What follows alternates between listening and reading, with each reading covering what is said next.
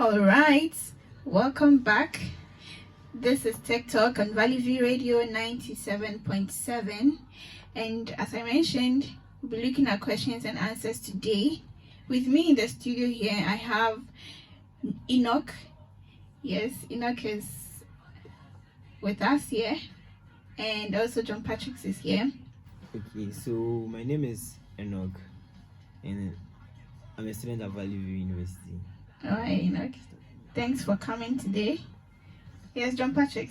Okay, we know you, so we'll continue with the show. First question is, what is the most important new technology for solving world problems? All right. Thank you. And technology. There are a lot of techs available, and every day new things are being created. New things are being developed to keep solving our problems. The truth is that our problems doesn't seem to end. They keep coming all the time, and so as long as there are problems, we will continue to be having them solved. We'll be trying to solve them, and this will result in technologies. This will result in new technologies and other things that will help make our work more easier and give us comfort in doing things. Let me start first. One of the new things in solving our current problems is using AI. On this show, weeks ago, we spoke about the artificial intelligence. That's AI.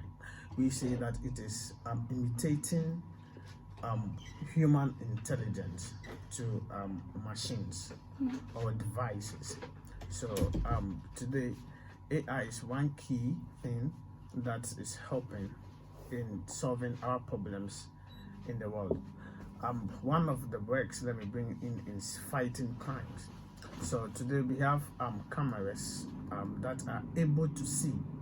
The police or security agencies are using cameras to get real-time activities. Recently, if you're on social media, you'd see the police posting certain videos of other people driving recklessly on the road and asking them to report to the nearest police station.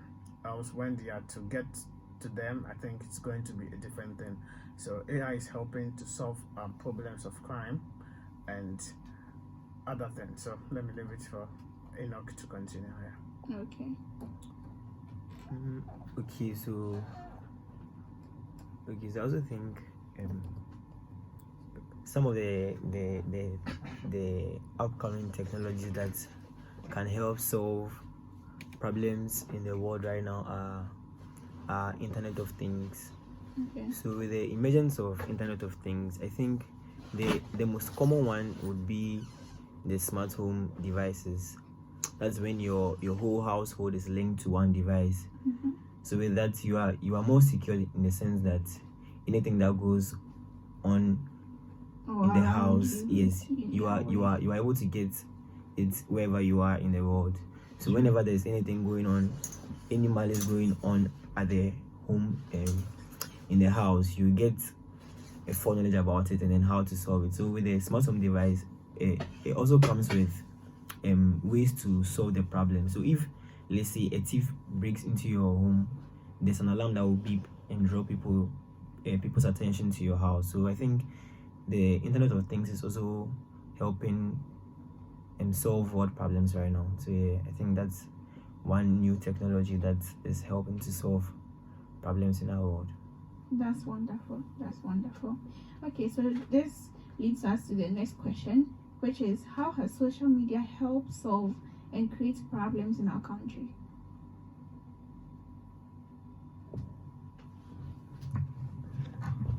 I think Enoch should start his social media marketer. We still need human beings. We would reach the point where we would not need other human beings. That one, As we are going, we will move on to the next question. Yeah, I strongly disagree. No matter how will make a machine intelligent, smart, You never have the will feel of a not human. be like a human. Yeah, it's Yeah, It will but not be like a it's human one. because it's the human who is designing it to behave like itself, but not itself. The most it can be is to be like. Yes, It that's won't what it's just be going to be like, like. but not. Not a human feel. Potato. Let's move on. Okay. So, does the internet need controls or censorship? If so, what kind? This is a very, very important dicey. something, very Yeah. dicey something. I think yes, the internet needs filtering, it needs censorship, because it's not everybody that is above 18 that's using the internet. And even if you are moving from that, it's not everybody that is safe from certain things like cyberbullying. And so with these kinds of censorships and filtering, it would kind of reduce all these unpleasantries when it comes to the internet. And there are certain things that at a certain age, that is when you should know, and knowing that too early would create problems for any growing child or any individual. So there's a need for that on the internet. Okay. Enoch. Okay. So I also think it's very important that we have certain guardrails on the internet, because sometimes it's very unbearable. You have something to do and then something pops up and then you're just taking off the purpose for which you're on the internet. You So I get think distracted. it's very important that the control and censorship is being implemented on the internet. So what kind of censorship? Okay, so for instance, I'll talk for the youth, like for the young ones. Of late, the resurgence of pornography is on a high. People are really those who are producing, I think everyone is also interested because it's very high. Right? When you go into it, you can see someone has, let's say, 45 accounts just for one person watching different types of pornographic materials. But so with this statistic, they think everyone is also interested, so they keep putting it out there for people to get. But not everyone wants to watch pornography, and not everyone is interested. So I think when some of the guardrails are put on some of these things, like the pornography, for instance, it keeps people's like sanity. It keeps people in line, let's say, with their faith. Because I'm a pastor's child. I really want to be growing up watching pornography and all this stuff. So it's very important that people like the censorships are kept. Patrick, you want to say If you don't something? search X, all right. So we are coming from the point of free speech. Okay. So it's the right of everybody to express him or herself. You get it? And if we should put a kind of censorship limitation to it, it gets this is going to hinder the concept of free speech. Okay. However, the internet it doesn't belong to anyone. You get me? And I think countries are putting out some laws that will guide how we behave on the internet. And I'm sure even websites or sites that are meant for some of the things my brother was talking about try to put some kind of age restriction. But the truth is, we need to control ourselves. We as a people to control. And it's such that even in the Garden of Eden, when God made everything and said, don't get to this fruit, you will end up getting to that fruit. So no matter how good the thing is like, it is still come back to us as human. So we need to control and make good use of the good thing available. But we are poking our noses to get to the bad side of it or make it look bad. So just as our Adam and Eve, at the end of the day, try to make the garden look bad by doing what they shouldn't be doing. So we must be focused. The internet is good. We are students. We are to use it to learn for our academic research and other things. we are using. If you're on social media, no one is asking you. Twitter is not asking you that come and put your naked picture out. But I think your home training is enough. That you shouldn't put it out there. Okay. And then we need to also understand, no matter how free speech we want it, where yours ends is where someone else begins. Okay. Good. So I think the internet should be free. However, whoever does something that is against the rules should be punished, and I think that will make the place look perfect. Yeah, I think I want to add something. Nice one, John Patrick. So the next question is very interesting, actually. You know, we all know that brains are similar to computers. How computers work. And then this question is saying that how are our brains different from computers, or how are brains different from computers? So earlier I just said that we are people who think. The computer is just imitating the way humans behave. So if you get the opportunity to study about how the computer works, you get to know that it just falls within how the human being works. How we think, that's the same way the processes it goes through. No, I'm asking the difference. So where I'm coming there. Okay. So the difference is that we think the human brain thinks. Mm-hmm. The computer doesn't think. The machine doesn't think. However it behaves, it's through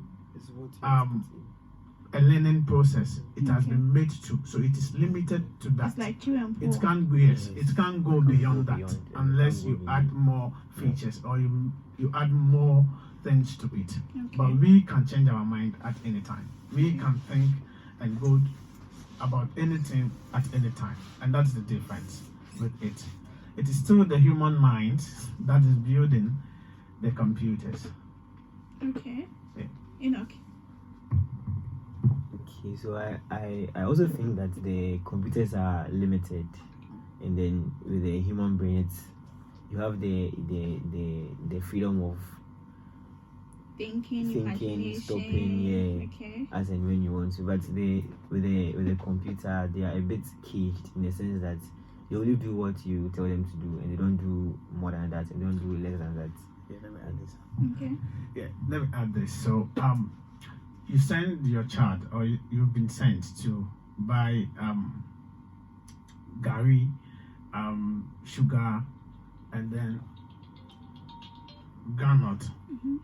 Okay, so the Milo, but the Milo you said you want the maybe another brand, a certain brand, so A brand's Milo. Mm-hmm. Now you ask the machine to go to the store, got to the store, didn't get that A brand Milo. Mm-hmm. It will come back without anything to tell you, I didn't get this, therefore I am unable to bring you this. Okay. But the human will think through and will say that, oh, okay, I need this one. Okay, you don't have this, but you have that, Mm-hmm.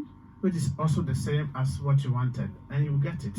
Yeah. So this should let you see the difference between the human mind and the computer or the machines.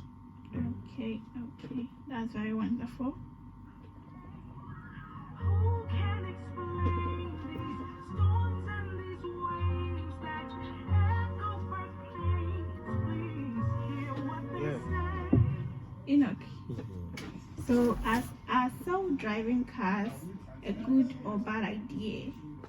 And then how might travel in the future be different? Okay, self-drive cars. So it's technology. It's good and it's bad at the same time. But let's see, the good might maybe outweigh the bad ones. Because I think it's good in the sense that it releases the stress of driving. You know, I've been in a car with my dad for a long journey before, and I've seen his reaction after the journey ended. It was very, very awful conflict, but like you have to do the journey after all. So I would say self-driving cars are good, but are bad in a sense that people may not want to do the work again. Like they will say, oh, okay, it's a self-driving car, let me go in for a self-driving car, and then people wouldn't want to learn and get the experience. People would want to just ride on the wave as it goes. So I would say it's good and bad, but the good may outweigh the bad. So yeah, that's what I have to say about self-driving cars. Okay.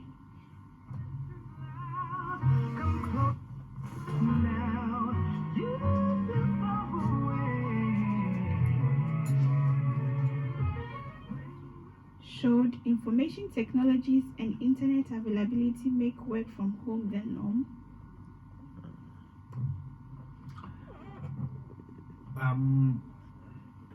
Not the norm, but there's this term called hybrid, where it's a blend of having to work from home and from the work site.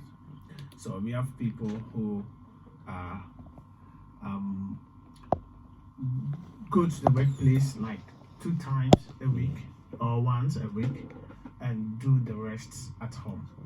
And I think it's very good and highly productive. So why should I be at work if I can equally do the same thing at home? So one is going to help the company reduce a lot of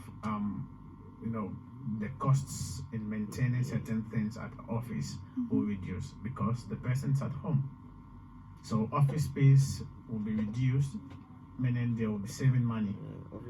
Yes, so there's no need to have a larger place to occupy people and other things. However, there are a lot of it's quite expensive in the sense that you need to get the right tools to help your people to work from home. Yeah, so the money you use to not.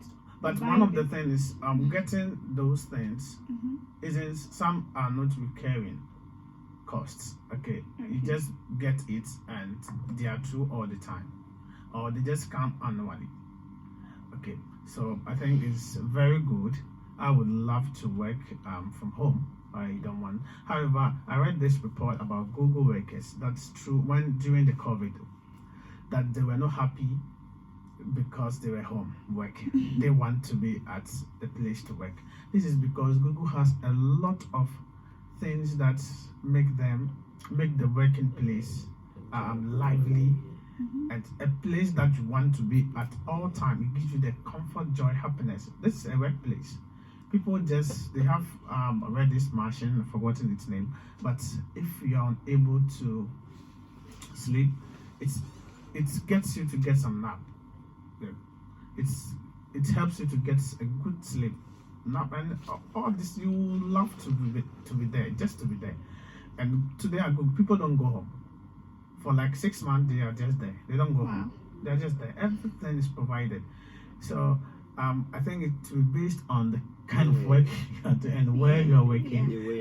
However, Google is trying to make many of them work home, but they prefer because they've given them, as well as NVIDIA too, and these are very top technology companies. And when you look at the best working places, NVIDIA, Google are parts of these companies. It's lively and good to work at. Yeah, so yeah, I would prefer to work from home though. Yeah. Don't worry, I'll let you work from home, okay?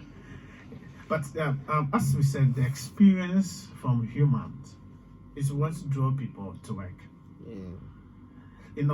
That's one of the things you miss. True. The experience and learning from people. So you don't actually learn from. You see, we are IT and computer science people. While we are learning the kind of theory and we don't have the hands-on kind of, we feel like stuck and we don't get the thing. They look quite abstract, but having to feel it, having to have your colleague doing it, teaching you, that's how we feel. We are all happy about it. So I get to teach me this.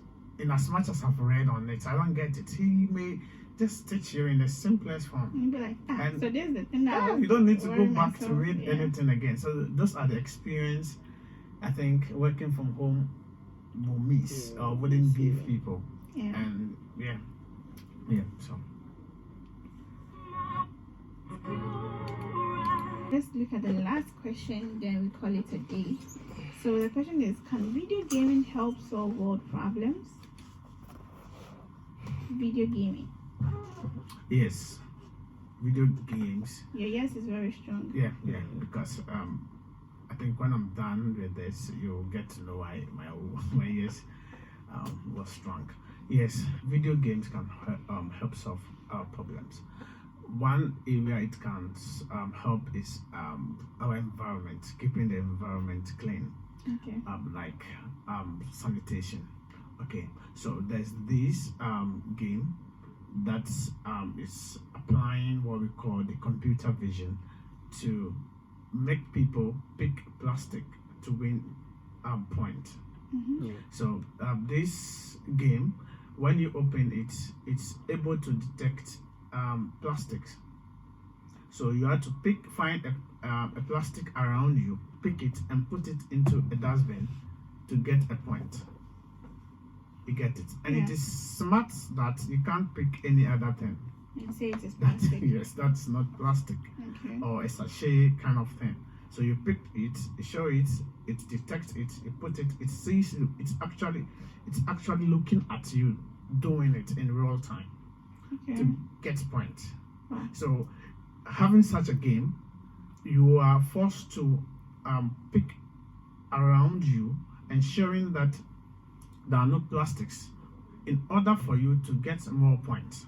So for example, if we should work in room 1, play that game, you've been able to pick all the plastics in room 1. Now how do you get more points to move to the next stage? You'll be forced to move to room 2 to see whether you will get any plastic around. Yeah. Then you move room to the next, you are to room 10. Mm-hmm. At the end of the day, what are you doing? You are keeping the place clean. Yeah. So you may see someone coming out from the house just picking plastics around. That's the video game making you or making us solve a problem we don't want to solve. So Okay. in order for you to get the points and move ahead, you are forced to pick, and that's very good. It's very, very, very, very, very, very good. I see many people spend a lot of time playing particular games. Some people even go ahead to pay in order to get coins or some points to move on, advance to the next stage. The Candy Crush. And the money or the points you get, can you use it like in real life, or it's just on the game? Yeah, I'll continue. Patrick was saying, that some games that, allow you to earn money and all that. Yes. Some games allow you to earn money. So you get certain benefits that you can change into cash. People would ask you to pay, play a certain this one so that they pay you too.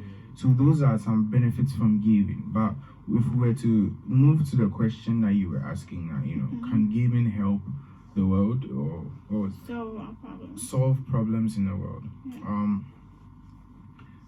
We hear of stories of people who have social problems, who feel that they can't connect with people physically, and this is as a result of certain physical bullying or certain physical trauma they've experienced. And with video games, it kind of eliminates the people factor in that, helping them to, even if they are playing it online with other people, they can't see them, so it kind of reduces the stress of maybe if it's being with people. But if we were to move off the fact that helping the world in general, we can see that video games allow people to gain access to recreation, and of late there's obesity, and then there's all of that stuff, and we have VR games that allow you to physically play the game, so your whole body is moving. And with this, if you enjoy games so much and you feel that you also want to be able to exercise, but you don't want to go to the gym, you don't want to go and run for nothing, you can play a game that involves VR, and you'd be able to do your normal exercises but also enjoy your game. Yeah. Yeah. So Okay. it kind of helps the world. It helps individual people. You know, It also finally creates a community for people. You know, it's not everybody that likes to go out to party and take alcohol and all that stuff. It's not everybody that likes what everybody likes. But there are a certain group of people that like games, and so you won't be trolled by those people because they also like you. okay. Okay, so I also think it helps create jobs for people, like you said. But people actually take it on as a profession. Like they are paid to come and play games, to test games and all this stuff. So I think it creates jobs for people out there. And I also think with the community aspect, it helps in security, because you might leave your game on, and like those who you are in the community with are playing. Whatever that goes on in your house is being recorded. Like whilst you are playing the game, you have the means to talk to each and everyone that you are playing the game with. So anything that, if let's say someone breaks into your home, they're able to help and call for help. I think I watched this in one movie, I think Ride Along or something.